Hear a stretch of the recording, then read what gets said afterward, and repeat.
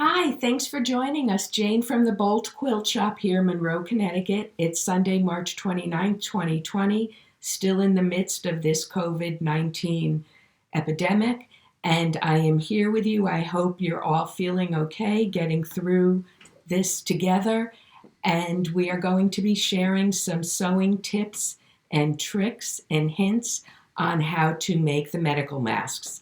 They're going to be based on the Craft Passion pattern. It is called the face mask with pocket for filter insert. It's one that's being requested by many of the area hospitals. I have a couple of samples here with some modifications that I worked up that I'm going to be going over in this video. The first one being, as you can see, that I did not use elastic, and we are going to be getting to that near the end. This is two of the sizes. The purple one is the teenager or women's size. The green one is the men's. After making up these samples, I am doing solely the men's, and that's the pattern that we're going to be using in today's video. I think it's the best choice for unisex sizing. Okay, before we get started with the sample, I just wanted to go over a few tips for you, some general information. First, use a good quality polyester thread. The masks are going to be subject to numerous washings and bleachings, and poly thread is what's used for quality garment sewing. I happen to be using Glide polyester thread and love it. I'm using it in a gray tone, which is a great neutral. It's in the top thread and in the bobbin thread, and it works with all of the different fabrics that I've been choosing.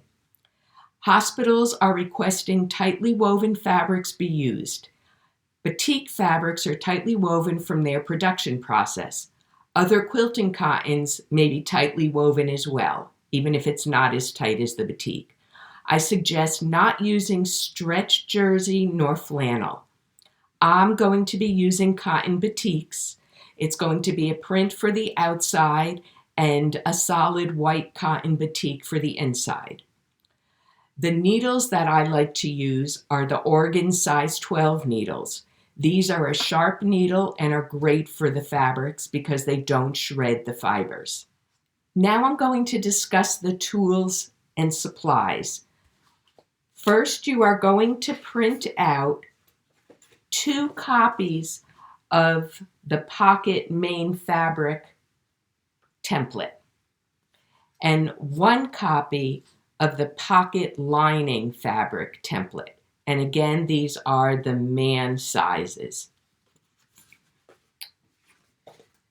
You're going to need a manila folder, possibly 2.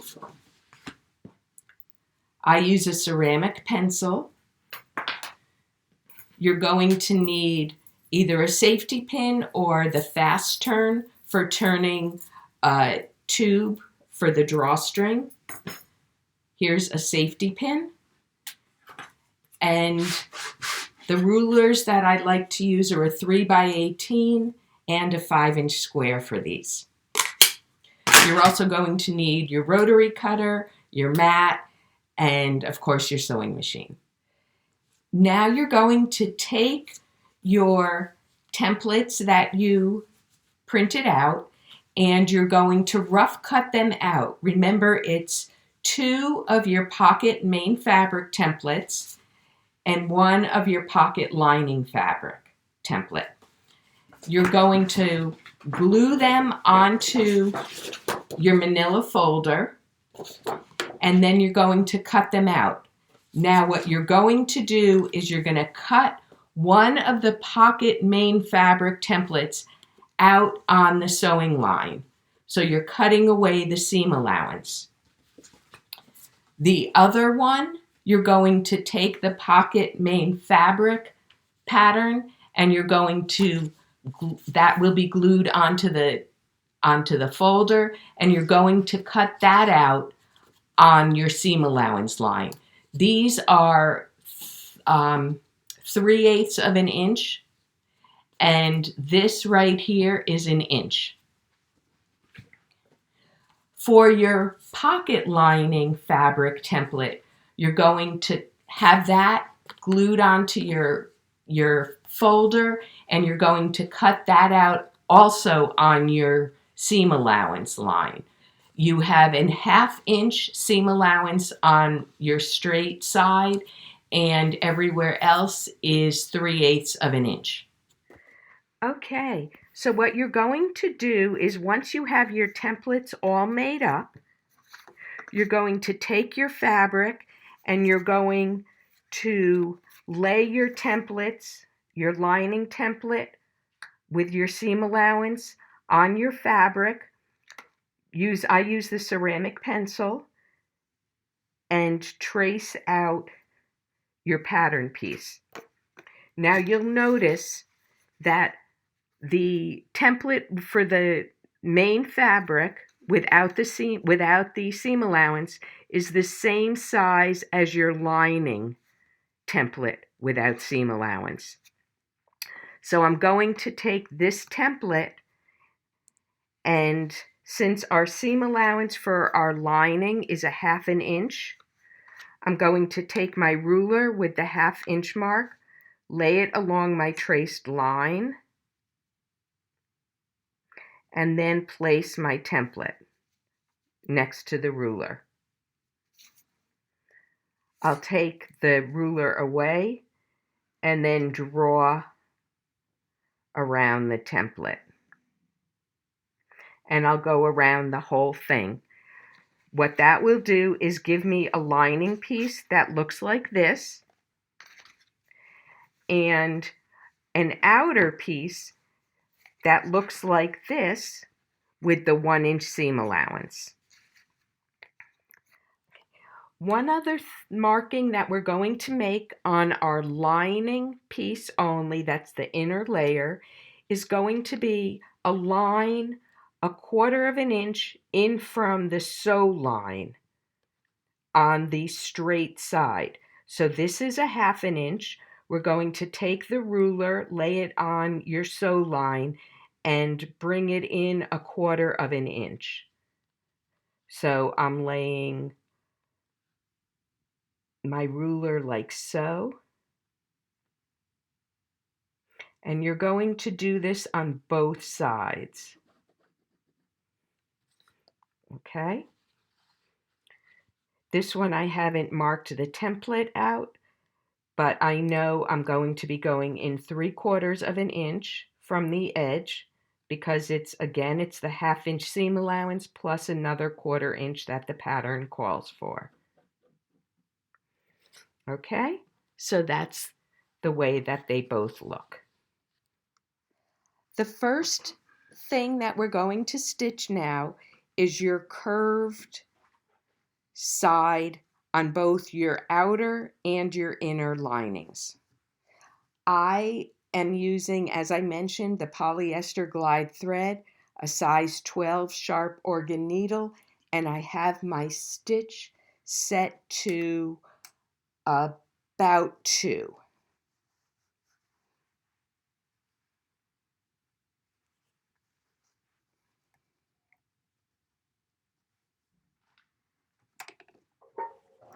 And I'm just going to follow the line that I had traced out. Again, it's about a 3/8 of an inch seam allowance. There's your first one. We're going to do the same thing now with the lining. And as you can see, I'm very gently guiding the fabric. I'm not stretching it nor pulling it.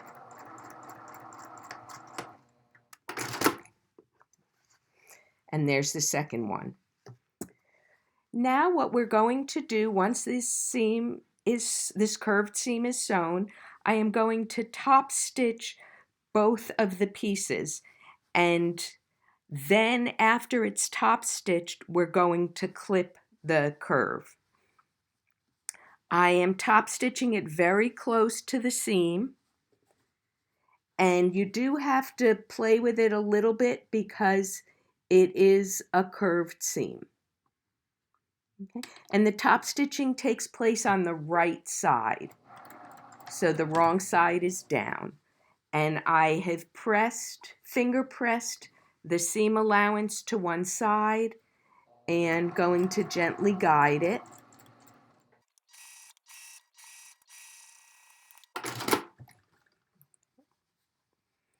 And so you have a nice top stitch.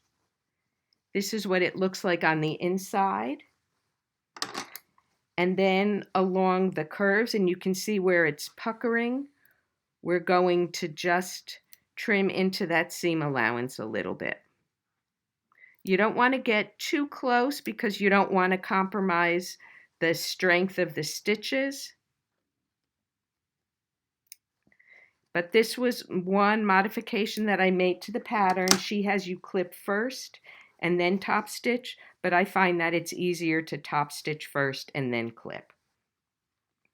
You're going to do the same thing on the lining, and we're going to finger press the seam allowance to the same side for the lining that we did the outer side.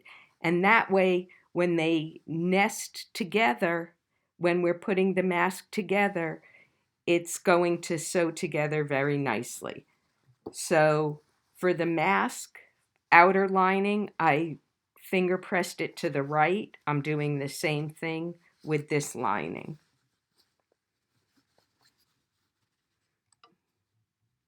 Again, it's a top stitch very close to the original seam and taking the curve slowly. And using my bottom fingers to feed the seam allowance through, making sure that it's not rolling, but that it's smooth. And this curve is made in the mask to accommodate the N95 underneath.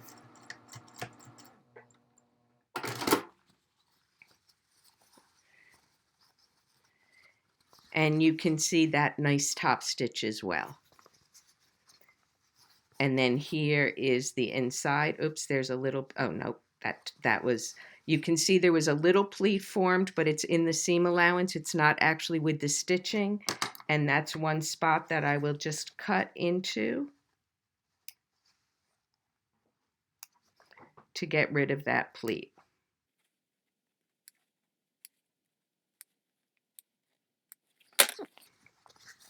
And that is how we do the top stitching on the mask, both the outside and the inner layer.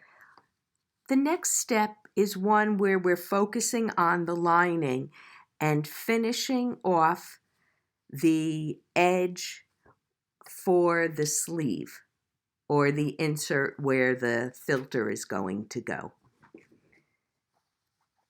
So with your lining, the additional 1/4 inch line that you had made when you added it to the 1/2 inch seam allowance, you're going to press that line on that line and towards the wrong side, and you're also going to press approximately 1/4 of an inch of the raw edge.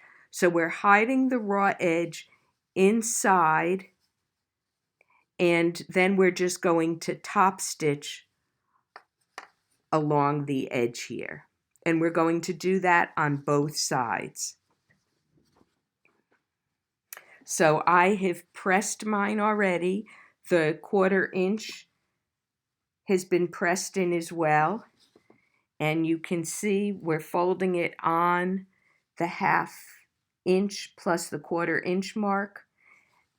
And then I'm just going to stitch along the edge.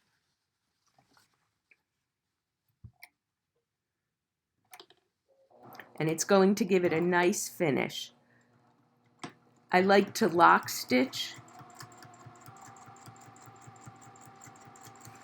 at the beginning and end of my seams because these are going to get a lot of wear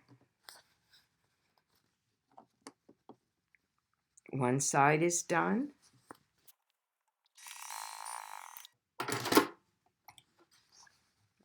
The other side is done.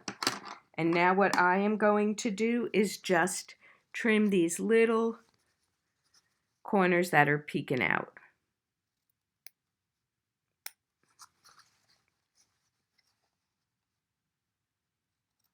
There we go. Okay. Oops. And so that's what you have done. This next step is going to entail taking your outer and inner layer, and we're going to sew them together right sides, top and bottom. We are going to do the top one first, and after we do the top, that's where the nose is, right up here. I'm going to have you do a stay stitch along the lining side because that allows the lining to roll really nicely. It's not going to peek out and interfere with the front of the mask. Now before we sew, you'll notice that there are a couple of little points at the nose or the bridge of the nose on here, and so I'm just going to trim those off. It's just a couple of little dog ears.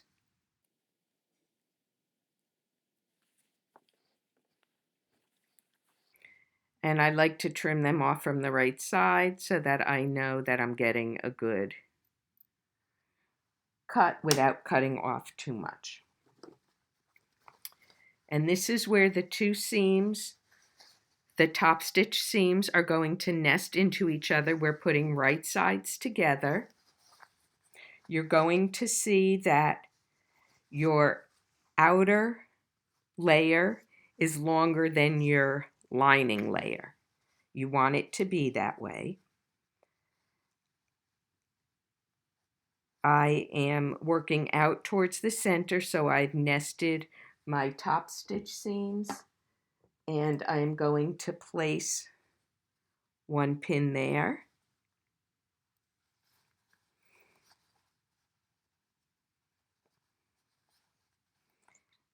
And I am going to place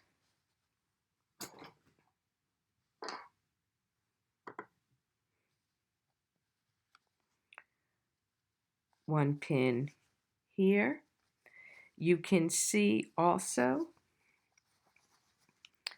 that your lining is going to finish about 1/4 of an inch in from your seam allowance on your mask. And that is what you're going to want it to be. So you're doing it correctly.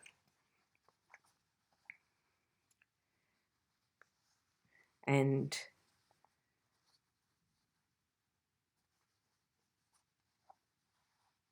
sometimes I'll do this in 2 sections. Sometimes I will do it in one fell swoop. It sort of is whatever I'm in the mood to do.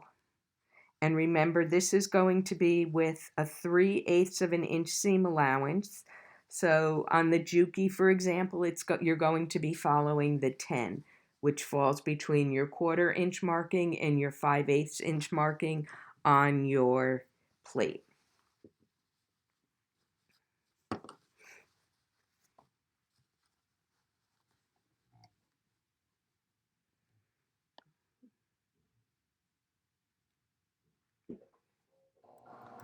And again, I like to do my lock stitch.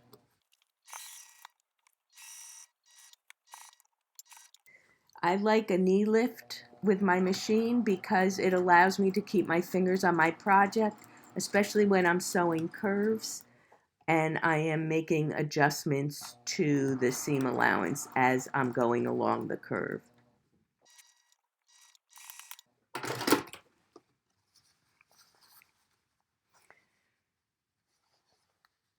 So here it is.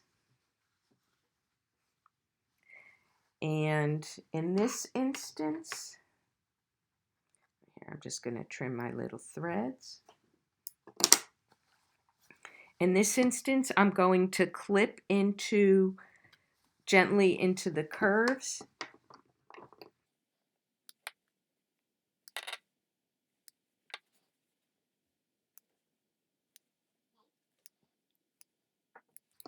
And then we're going to top stitch. And again, we're going to, well, I'm sorry, not top stitch, it's stay stitch. And we're going to stay stitch along the lining edge. It's very close to the edge, and you are pushing your seam allowance towards the lining as well. So take this slowly. And again, this is going to give a nice roll to the nose bridge of the mask.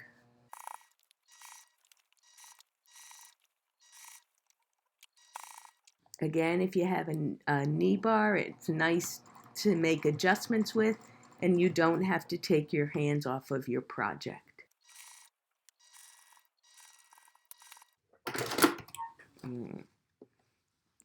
So we have a nice stay stitch, and then what that does is allows the lining to lay flat and beautifully without rolling up.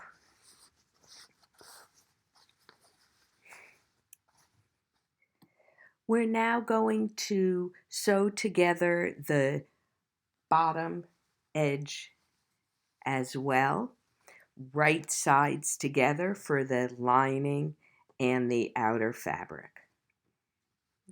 I have again nested the top stitched seams, put a pin there, and now I'm just going to stitch along the bottom. And for your reference, up here is the bridge of the nose, the stay stitching that we just did.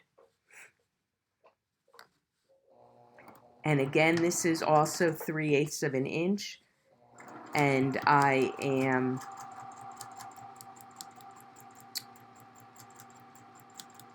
lock stitching the start and the end of the seam allowance. Because of my experience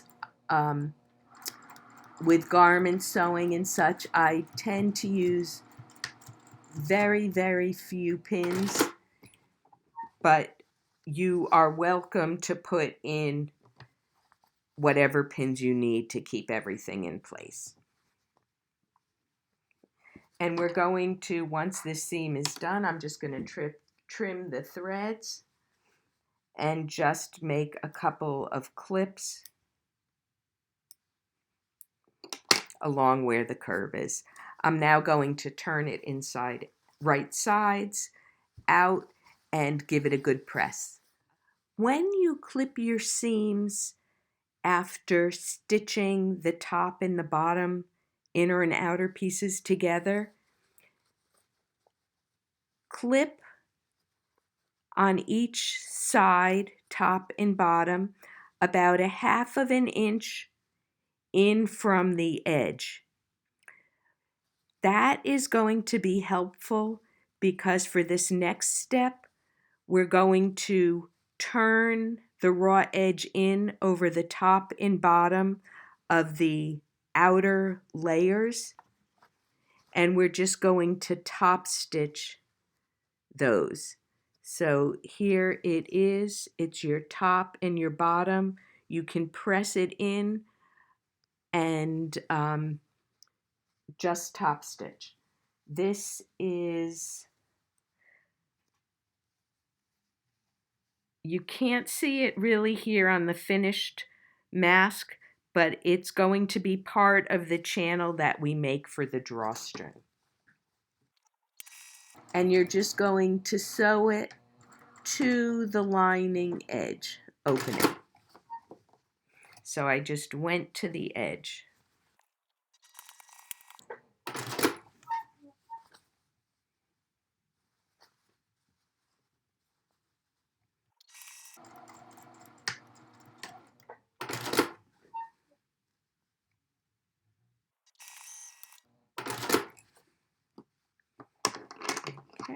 I'm going to trim those little threads.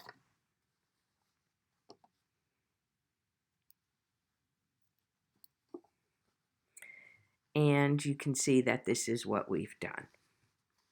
Again, all sides, top and bottom. There we go. I am going to do a very small top stitch along the bottom of the mask just to keep the lining in place. Extremely close to the edge.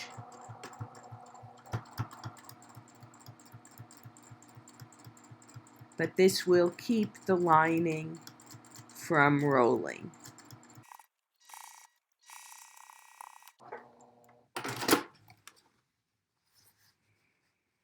So you can see barely there, just close enough. The next step is going to be making the channels on the outer fabric, the outer piece of the mask. These will be the channels for the drawstring. If you're doing elastic, it would be the channels for the elastic. Same technique. And what you're going to do is you're going to press in about 1/4 of an inch seam allowance. I'm sorry, about 1/4 of an inch of the raw edge.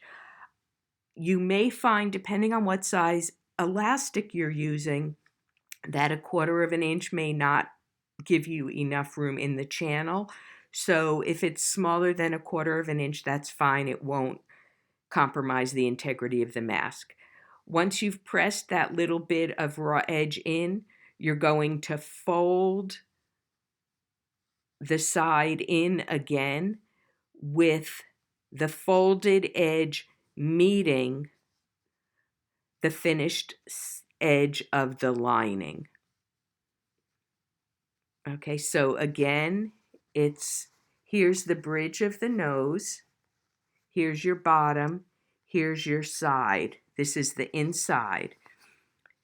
You're going to press in your raw edge 1/8 to 1/4 inch, and then you're going to fold it again so that the folded edge meets the slot in your lining for your filter. And you're just going to stitch down along this channel, and you'll do that on both sides. So for a mask, we are creating these 2 channels, one on each side.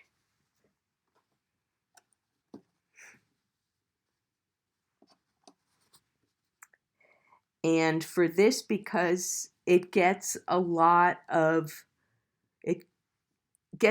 use, I like to run a double seam on it.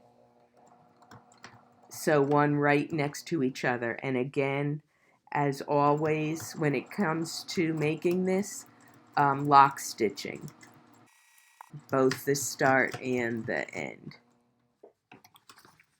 Okay, and then I'm just going to turn it around, and right next to it, I am going to do a second seam. There we go. So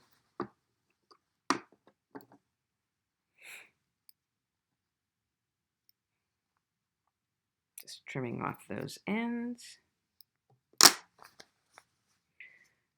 So this is what it looks like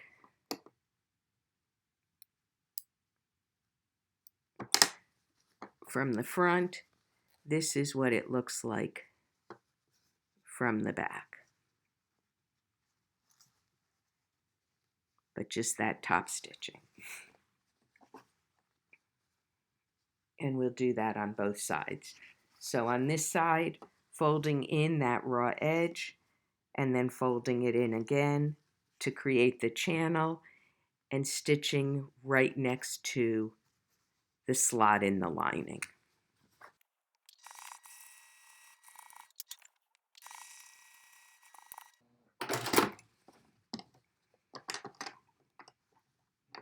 Going to just trim the threads.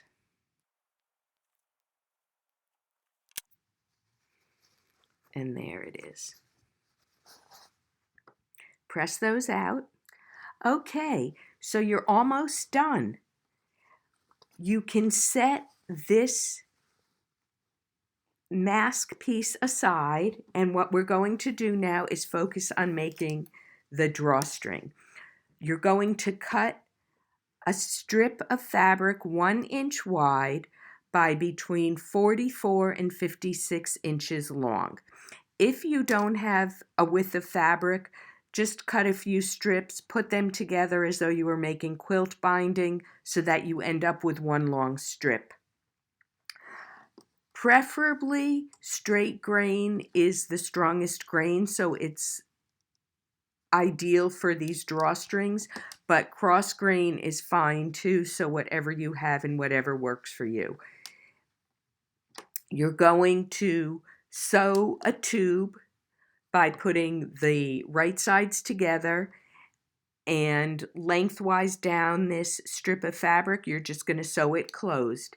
At your edges, you can turn over about 1/4 of an inch top and bottom, just so that it'll make it easier for you to get finished edges. If you don't want to do that, that's fine, and you can always just turn in the raw edge once your tube is turned. So anyway, once you have your tube sewn, you're going to press it, and then you can use either a safety pin to turn it right side out, or you can use the fast turn, which is a great tool. It will turn a tube even this long in seconds. So that's what I use, especially when making, several masks. It just makes things really easy. You're going to press it when the tube is turned right side out. You're going to finish your edges. And then what I did is I put a safety pin on the edge of one. To thread the mask, we're going to go from the top down into one of the channels, come out the bottom, go along the bottom, then in the other channel, come out the top. And it's going to end up being like this. So you have, it's just a one tie for the clinician. The bottom loop goes around the neck. It can be adjusted at the sides so that it fits however they need it to fit. And then they're just going to tie it at the top of their head.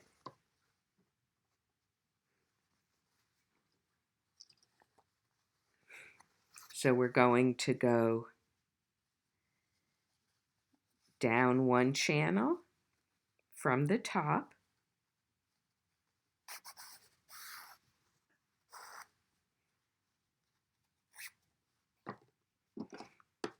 Here's the bottom, and bringing it through the other channel from the bottom up. And then you're just going in through the other channel, coming up the top. We can remove the safety pin, and you can see this part goes around the bottom of the head. This ties at the top. They can put a filter in here. They can put some non-woven fabric. It can cover the mask, whatever it is they need. Plus, it is able to be sanitized, washed, bleached multiple times. It's strong. It is what the hospitals are asking for. And so There you have it. Congratulations on creating your mask. Remember, there's a link to the pattern on our Facebook page. I am also going to create a link here. The PDF with my modifications will also be available to download and will supplement this video. Products used are available from the Bolt Quilt Shop in Monroe, Connecticut. Thank you all so much for supporting our medical workers, especially during this time of crisis. They are extremely appreciative of all that you're doing. The Bolt Quilt Shop has a collection bin outside our door for these masks. If you are dropping them off, please make sure that they're in a sealed plastic bag with your contact information and the number of masks that you are delivering. What you are doing makes a difference. In closing, I want to say thank you to all of you, and I want to just tell you briefly, the Bolt Quilt Shop has a group of very dedicated quilters that are called the Bolt Bees. They have been working tirelessly for years, meeting a few times, it's usually 2 times a month, to work on quilts for local area safe houses. And I want to welcome all of you into the Bolt Bees as well for working so diligently and tirelessly on our masquerades. So thank you from me. Thank you on behalf of the healthcare workers who I have heard from and spoken to over the past couple of weeks. What you are doing makes a huge difference. If you have any questions about this video or anything else, feel free to contact me at the Bolt Quilt Shop. Until then, stitch on, happy sewing, happy quilting, and thank you. Stay safe, stay well.